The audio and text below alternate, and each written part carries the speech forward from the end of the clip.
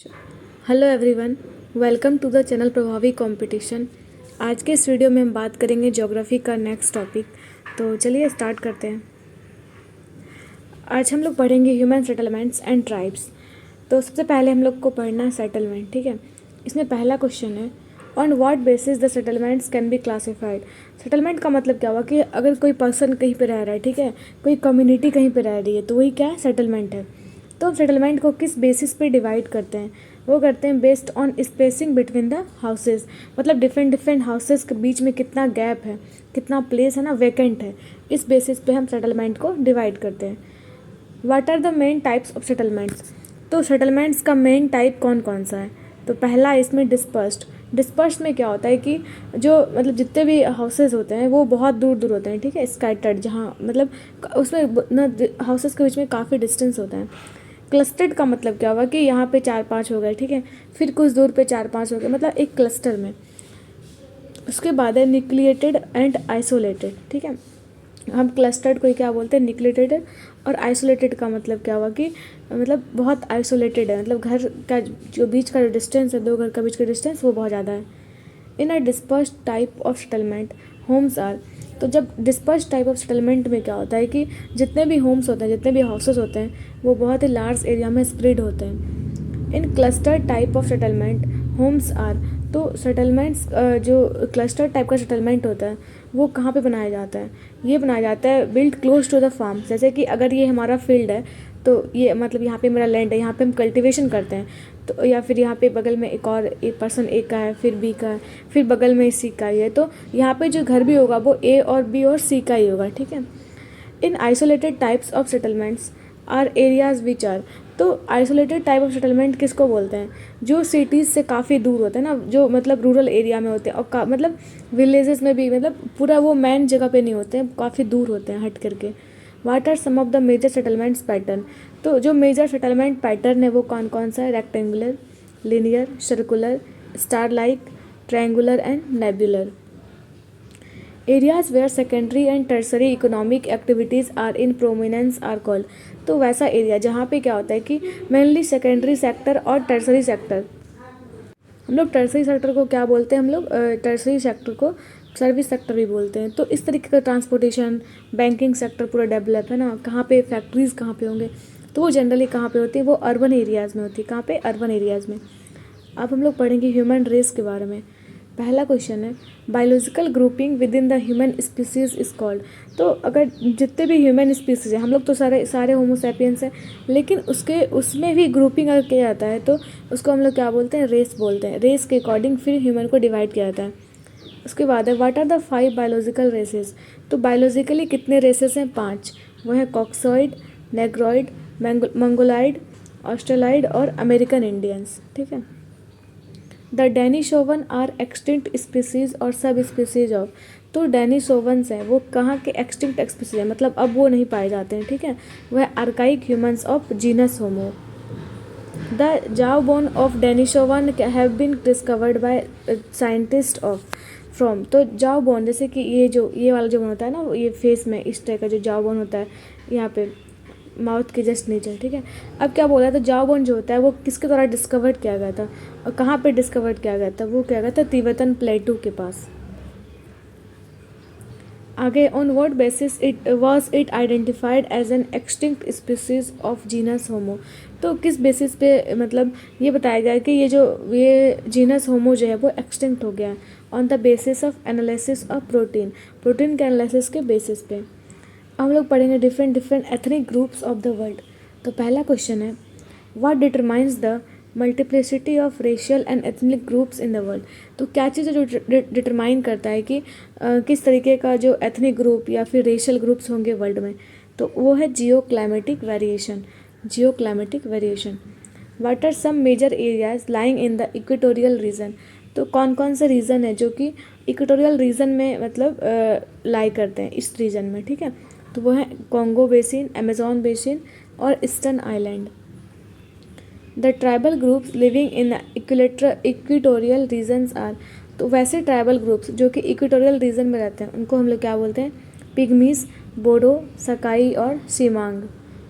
In which areas of the equator do Pygmies live.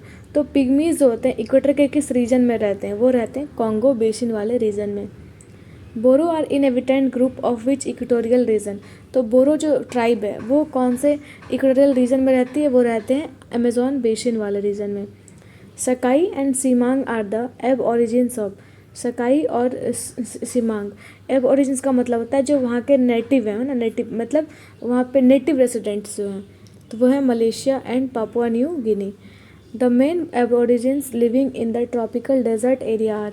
तो tropical desert area के जो मतलब वहाँ के नेटिव रेसिडेंट्स हैं वो कौन है? Bushman, San of Kalahari desert, Bushman या San of Kalahari desert. The people of grasslands belong to what type of society? तो वो पर्सन्स जो ग्रासलैंड्स में रहते हैं, जैसे कि पास हो गया है ना, इस तरीके के ग्रासलैंड में जो रहते हैं उनको क्या बोलते हैं हम लोग? उनको बोलते हैं pastoral society. What are the tribal groups living in the grassland areas of the world? तो जो ग्रासलैंड एरियाज में जो ट्राइब्स रहती हैं वो कौन कौन से ट्राइब्स हैं? इसमें है पहला मसाई ऑफ ईस्ट अफ्रीका, फिर Kyrgyz of central Asia. What kind of life do the people in tundra region live?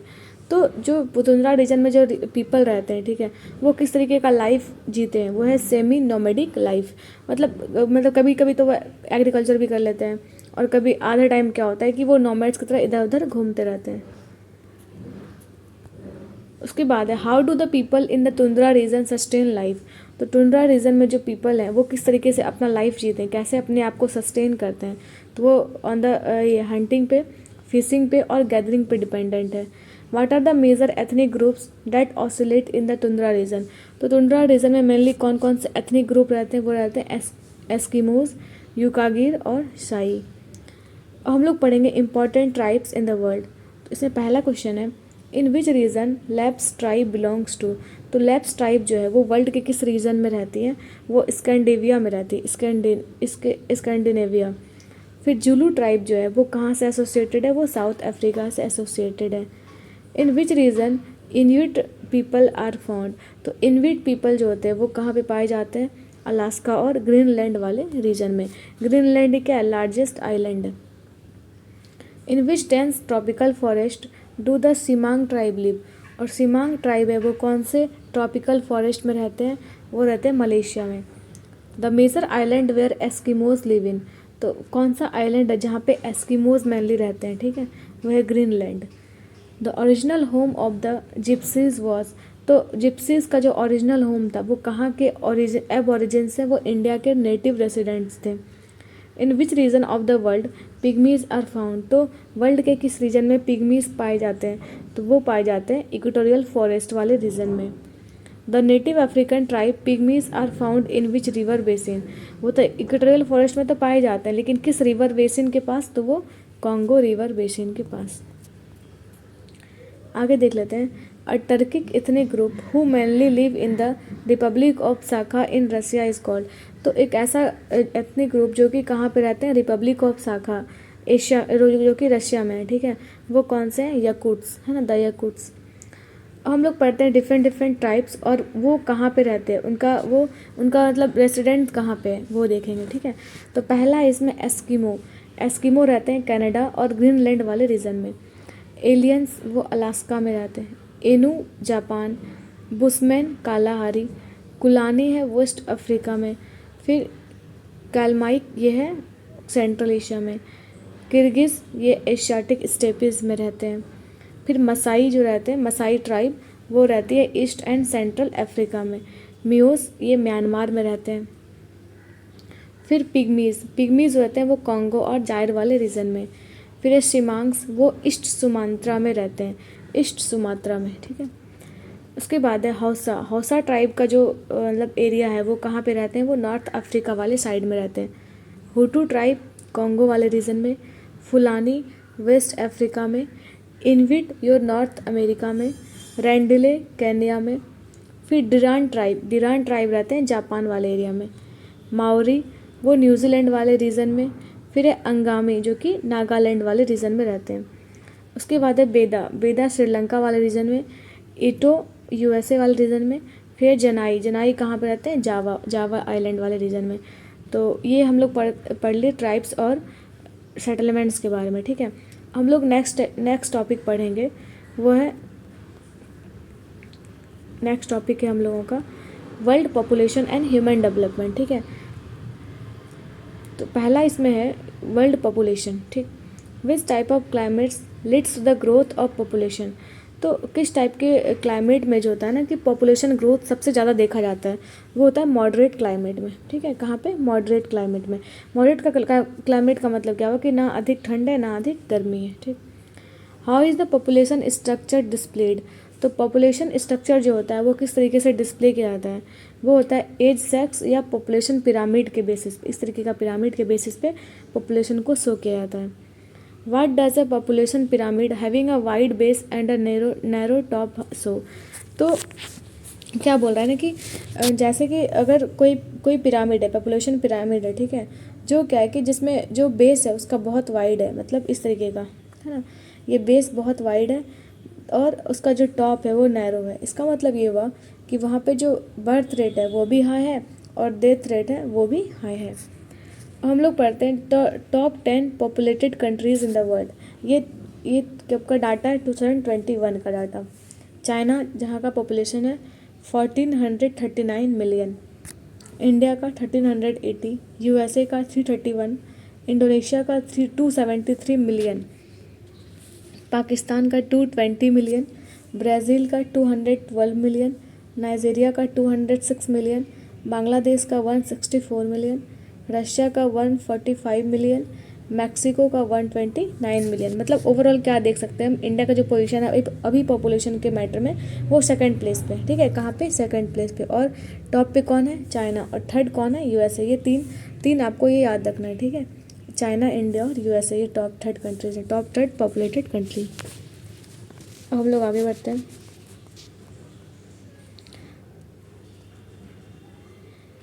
इसके बाद है इसमें what are the 3 different types of age sex pyramid. तो एज सेक्स पिरामिड्स होते हैं, वो भी 3 टाइप का पिरामिड्स होते हैं। पहला है रैपिडली ग्रोइंग, जो बहुत फास्ट मतलब ग्रो कर रहा है, स्टेशनरी और डिक्लाइनिंग, ठीक है। जहाँ पे पॉपुलेशन बहुत ग्रो कर रहा होगा वहाँ पे अलग टाइप का पिरामिड होगा, जहाँ पे स्टेशनरी, जहाँ पे स्थिर होगा वहाँ पे अलग टाइप का बन रहा होगा, और जहाँ पे पॉपुलेशन कम हो रहा होगा वहाँ पे अलग टाइप का पिरामिड होगा। What type of population does a stationary population pyramid shows. तो स्टेशनरी पॉपुलेशन पिरामिड क्या शो करता है कि वहाँ पे जितना बर्थ हो रहा है उतना डेथ रेट भी है। इसका मतलब ये हुआ कि वहाँ पे जो पॉपुलेशन रहेगा वो ऑलमोस्ट कांस्टेंट रहेगा। हम लोग पढ़ते हैं पॉपुलेशन डेंसिटी। तो पॉपुलेशन डेंसिटी होता क्या है कि पर स्क्वायर किलोमीटर पे कितने पर्सन्स रह रहे हैं, ठीक है। तो वही होता है पॉपुलेशन डेंसिटी। पहला क्वेश्चन है इसमें, population density is usually shown as. तो पॉपुलेशन डेंसिटी से हम लोग क्या शो करते हैं? The number of people per square kilometre, मतलब एक स्क्वायर किलोमीटर में कितने लोग रह रहे हैं, ठीक है। इसको हम लोग शो करते हैं पॉपुलेशन डेंसिटी से। उसके बाद है where in the world does the population density tend to be higher. तो किस रीजन में पॉपुलेशन डेंसिटी ज़्यादा होता है? वो होता है 20 डिग्री से 60 डिग्री नॉर्थ, मतलब इस वाले रीजन में। अगर ये अर्थ है तो ये वाला होगा इक्वेटर, और ये यहाँ से 20 डिग्री से लेकर के 60 डिग्री नॉर्थ तक, मतलब इस रीजन में सबसे अधिक पॉपुलेशन डेंसिटी देखा जाता है। अब हम लोग पढ़ते हैं top 5 countries with maximum population density. तो टॉप 5 कंट्रीज जहाँ पे पॉपुलेशन डेंसिटी बहुत ज़्यादा है, ठीक है, वो दिया गया है। पहला है इसमें मोनाको, जहाँ पे 26,523 पर्सनस रहते हैं 1 किलोमीटर में बस। फिर है मकाओ, जो कि वहाँ पे रहते हैं 22,020 पर्सनस पर स्क्वायर किलोमीटर। सिंगापुर में 8,424। फिर हांगकांग में 7,193 पर्सनस पर स्क्वायर किलोमीटर। जिब्राल्टर में 3,369 पर्सनस पर किलोमीटर, ठीक है। अब हम लोग देखते हैं कि 5 countries with minimum population density. तो वैसे 5 कंट्रीज़ जहाँ पे पॉपुलेशन डेंसिटी सबसे कम है, तो वो है ग्रीनलैंड पहला, जहाँ पे पॉपुलेशन डेंसिटी है 139 पर्सनस पर स्क्वायर किलोमीटर। फिर है फाकलैंड आइलैंड, जहाँ पे है 290 पर्सनस पर स्क्वायर किलोमीटर। मंगोलिया में 2,143 पर्सनस पर स्क्वायर किलोमीटर। वेस्टर्न सहारा में 2,300 पर्सनस पर स्क्वायर किलोमीटर। फिर नामीबिया में 3,143 पर्सनस।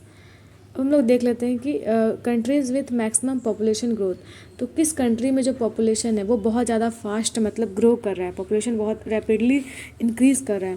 तो उसमें पहला स्थान आता है सीरिया का, जहाँ पे एनुअल ग्रोथ परसेंटेज है वो है 5.32%। उसके बाद है साउथ सूडान, जहाँ का एनुअल पॉपुलेशन ग्रोथ परसेंटेज है 5.05%।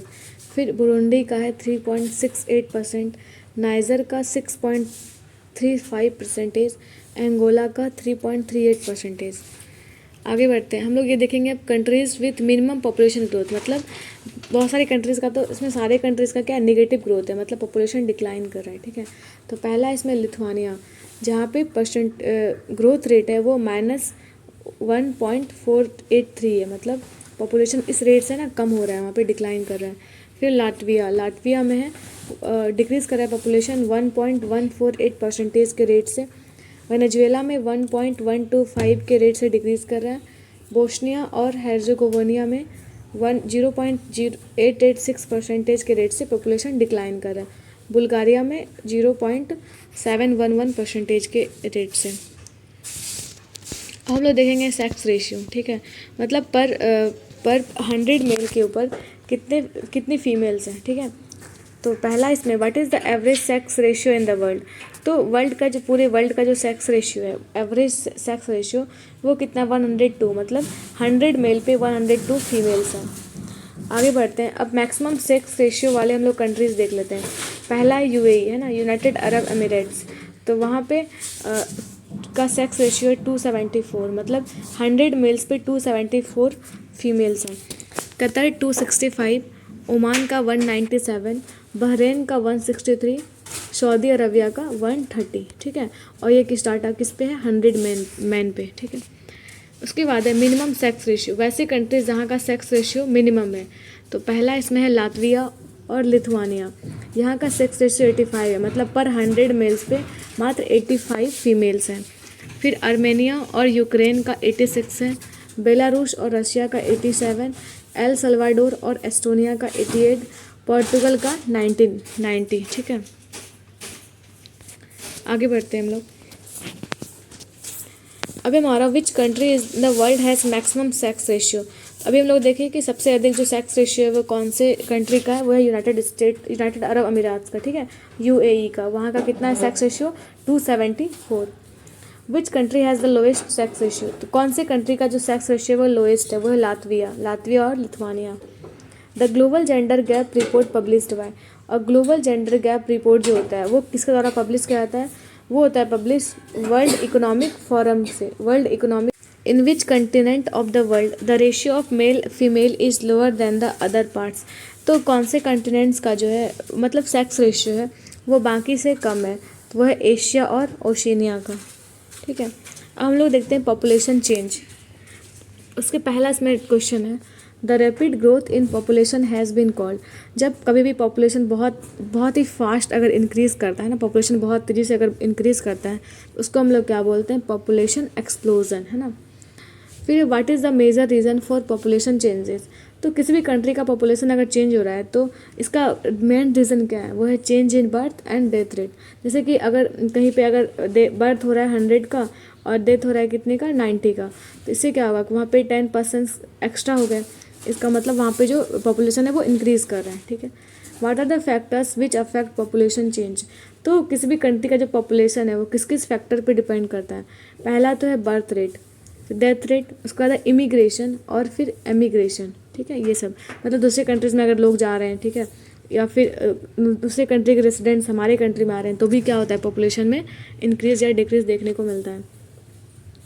इसको आता है the number of live births per 1000 in a year is called, मतलब अगर एक साल में 1000 पर्सनस में से कितने बच्चों का जो क्या होता है कि लाइव बर्थ होता है, बहुत सारे बच्चों का क्या होता है कि मतलब बर्थ के टाइम में डेथ हो जाता है, उनको छोड़ करके, है ना, जितने भी लाइव बर्थ होता है, अगर 900 का लाइव बर्थ हो रहा है, ठीक है, इस तरीके से, तो उसको हम लोग क्या बोलते हैं, बर्थ रेट बोलते हैं, बर्थ रेट, ठीक है।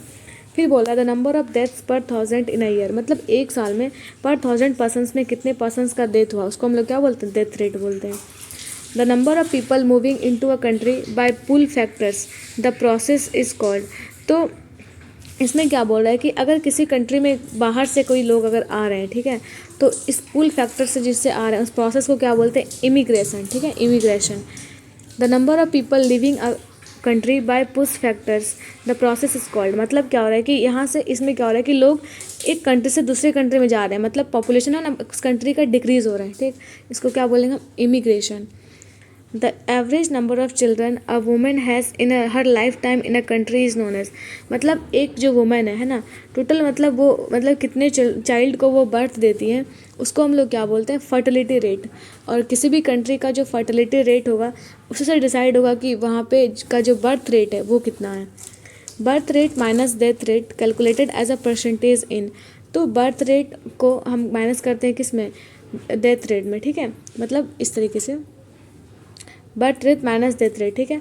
और इसको परसेंटेज में जब कैलकुलेट करते हैं तो उसी को हम लोग क्या बोलते हैं, रेट ऑफ नेचुरल इंक्रीज, क्योंकि नेचुरली इंक्रीज हो रहा है। लेकिन एमिग्रेशन और इमिग्रेशन जो है, मतलब लोग जब बाहर से किसी कंट्री में आ रहे हैं या फिर एक कंट्री को छोड़ के दूसरे कंट्री में जा रहे हैं, ये तो मतलब ये तो आउटर रीजन्स की वजह से हो रहा है ना, तो इसको नेचुरल नहीं बोलेंगे।